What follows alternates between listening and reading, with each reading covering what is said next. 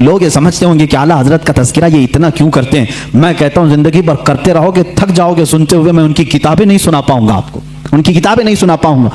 آپ سے کسی نے پوچھا تھا پانی کن کن پانیوں سے وضو کرنا جائز ہے, پانی کی اقسام بیان کرنے لگے. یہ ایگریکلچر یا ایگری جو کالج ہیں ایگریکلچر, وہاں پر پانی کے اقسام وغیرہ بیان کیے جاتے ہیں. ہائیسٹ جو بیان کیے گئے ہیں وہ 11, 12, 13 قسم کے پانی بیان کیے ہیں. 11 قسم کے, 12 قسم کے, بعض یونیورسٹی میں 13 قسم کے. اس پر بھی محققین نے تحقیق کی ہے کہ ایگریکلچر یونیورسٹیز میں پانی کی الگ الگ قسمیں کیسے کیسے بیان کی گئیں.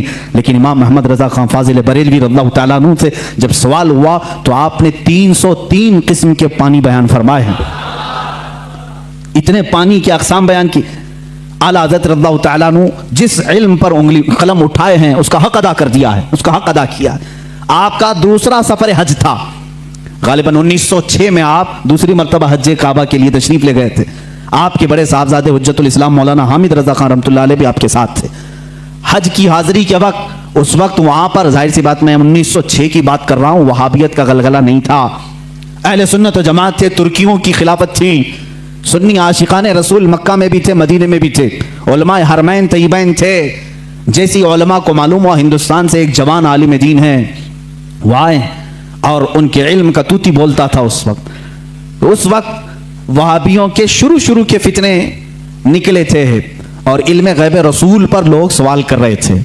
مولانا سید اسماعیل رحمۃ اللہ تعالی مکہ مکرمہ کے جلیل القدر عالم دین ہیں, سید اسماعیل مکی رحمۃ اللہ علیہ, وہاں پر موجود بڑے بڑے مشائخ ہیں.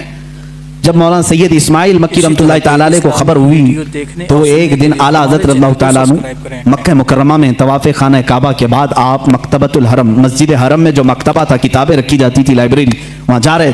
یہ پیچھے سے آئے, انہوں نے دیکھا اعلیٰ حضرت رضی اللہ تعالیٰ عنہ کو دیکھا اور اس کے بعد ملاقات ہوئی, گفتگو ہوئی. مکتبے میں جب گئے تو وہاں 4 علماء اور بیٹھے تھے, سب کتابیں کھولے ہوئے بیٹھے تھے. اعلیٰ حضرت سے ان لوگوں نے عربی میں سوال کیا کہ شریف مکہ گورنر, جو مکہ کے گورنر ہیں, ان کا ذہن خریدنے کے لیے کچھ وہابی علماء علم غیب پر سوالات کر رہے ہیں, ہمارے پاس 5 سوال آئے ہیں, آپ دیکھ لیں. چٹھی لی اعلیٰ حضرت نے اور اس کے بعد فرمایا کہ ٹھیک ہے میں اس کا جواب لکھ دیتا ہوں, میں آپ کو لکھوا دیتا ہوں. ان علماء نے کہا ہم کو اتنا جلدی نہیں چاہیے, اتنا مفصل چاہیے, اتنا تفصیلی چاہیے کہ وہ ان میں سے کوئی جواب نہ دے سکے.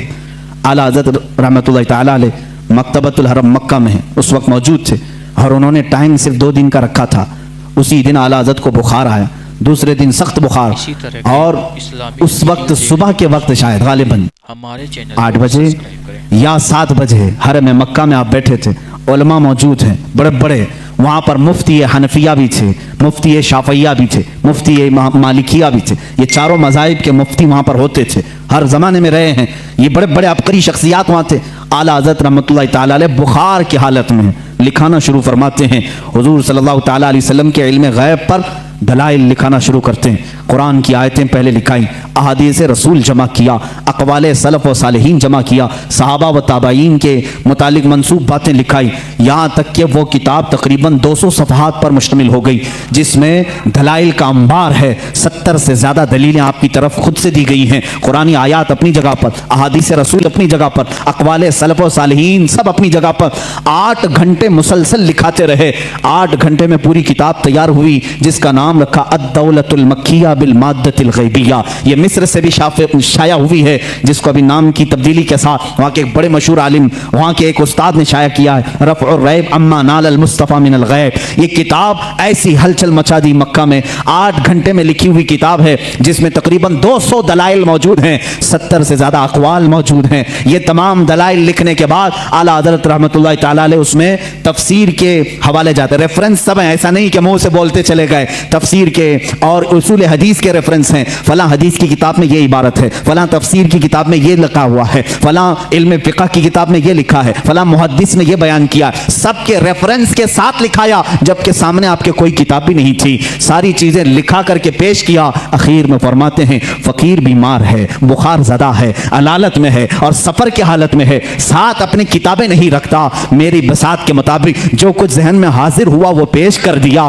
باقی سب اللہ رب العزت جس سے چاہے دین کا کام لے. عزیزان گرامی, یہ کتاب جب گورنر مکہ شریف مکہ کے پاس سنائی گئی، پوری رات بھر بیٹھ کر کے وہ شریف مکہ کتاب سنتے رہے۔ دوسری رات آئی، پوری کتاب سنی، یہاں تک کہ علماء مکہ، علماء مدینہ حاضر ہوتے ہیں اور اعلیٰ حضرت سے دست بستہ کہتے ہیں آپ اپنی اجازات حدیثہ ہمیں عطا فرمائیں، آپ اپنی اجازات میں ہمیں شامل فرمائیں۔ اسی سفر حج میں اعلیٰ حضرت رحمۃ اللہ تعالی علیہ نے علماء حرمین کو اپنی اجازات عطا فرمائی۔ لوگ حرم کے علماء سے اپنی اجازت لینے آتے تھے اور حرمین کے علماء نے اعلیٰ حضرت سے اپنی اجازات لینے میں فخر محسوس فرمایا۔ وہاں کے مرجع العلماء تھے، ایک بڑے پائے کے بزرگ ہیں، ان کی بارگاہ میں جب اعلیٰ حضرت پہنچے، بڑا ادب کرتے تھے مکہ اور مدینے کے علماء کا، اعلیٰ حضرت نے ان کے زانوں کو چوما، ان کے زانوں کو چوما۔ وہ 70 سال سے زیادہ کی عمر کے تھے۔ انہوں نے برجستہ کہا اے ہندی عالم احمد رضا، حق تو یہ ہے کہ میں تمہارے نالین کو چوموں، حق تو یہ ہے کہ میں تمہارے قدموں کو چوموں۔ اعلیٰ حضرت رضی اللہ تعالیٰ عنہ کو یہ جو مقام دیا علماء حرمین نے، صرف اس لیے کہ جب اس نوجوان عالم دین نے میرے مصطفیٰ کی شان میں اگر کسی نے غیب کے علم پر سوال کیا تو قلم سے ایسا جہاد کیا ہے، دانت کھٹے ہی نہیں ٹکڑے ٹکڑے کر کے رکھ دیے۔ اعلیٰ حضرت رضی اللہ تعالیٰ عنہ کا یہ کمال تھا، جس علم میں آپ نے قلم اٹھایا اس کا حق ادا کیا ہے۔ اور یہ الدولت المکیہ بالمادۃ الغیبیہ میں سمجھتا ہوں اعلیٰ حضرت کی کرامتوں میں سے کرامت ہے۔ پڑھے لکھے لوگ سمجھیں گے، جاہل تو بھوکتے رہیں گے، ان کو کیا فرق پڑتا ہے، کتاب کا نام بھی پڑھنا نہیں آتا تو کتاب والے کو کیا سمجھیں گے۔ ہاں، کتاب جو پڑھے گا وہ ضرور سمجھے گا کہ اتنی ساری باتیں لکھنے والا وہ بھی بغیر سامنے کتاب کے موجود ہوئے، آخر اتنے سارے ریفرنس کہاں سے دے گا۔ میں اگر آپ ابھی مجھ سے کہیں گے فلاں فلاں چیزوں کا حوالہ دو، مجھے کتاب اٹھانی پڑے گی، میں بولوں گا دیکھ کر کے صفحہ نمبر آپ کو بتاؤں گا، لیکن وہ امام اہل سنت ایسے ہیں کہ آنکھیں بند کر کے کتابوں کے حوالے تک بتا دیا کرتے تھے، ریفرنس اسی وقت لکھا بھی دیا کرتے، اور ملانے والے جب جا کر کے ملا کے دیکھتے ایک سطر کا بھی فرق نہیں آتا تھا، ایک صفحے کا بھی فرق نہیں آتا تھا۔ امام اہل سنت فاضل بریلوی رحمۃ اللہ تعالی علیہ جو سب سے زیادہ ان کی کتابیں ہیں وہ رد پر ہیں، اس کی وجہ بھی ہے کیونکہ وہ مجدد اس زمانے کے تھے۔ انہوں نے نیچریت کا رد کیا، وہابیت کا رد کیا، ندویت کا رد کیا، غیر مقلدیت کا رد کیا، قادیانیت کا رد کیا، رافضیت کا رد کیا۔ یہ وہ سب فرقے تھے جو اس وقت اپنے جراثیم پھیلا رہے تھے اہل سنت و جماعت میں۔ اعلیٰ حضرت امام احمد رضا خان فاضل بریلوی رحمۃ اللہ تعالی علیہ نے ان سب کے رد کے ساتھ ایک حسین چہرہ اسلام کا پیش کیا ہے۔ السلام علیکم ناظرین، اسی طرح کے اسلامک ویڈیو دیکھنے اور سننے کے لیے ہمارے چینل کو سبسکرائب کریں۔ جزاک اللہ خیرن جزا۔ السلام علیکم ورحمۃ اللہ وبرکاتہ۔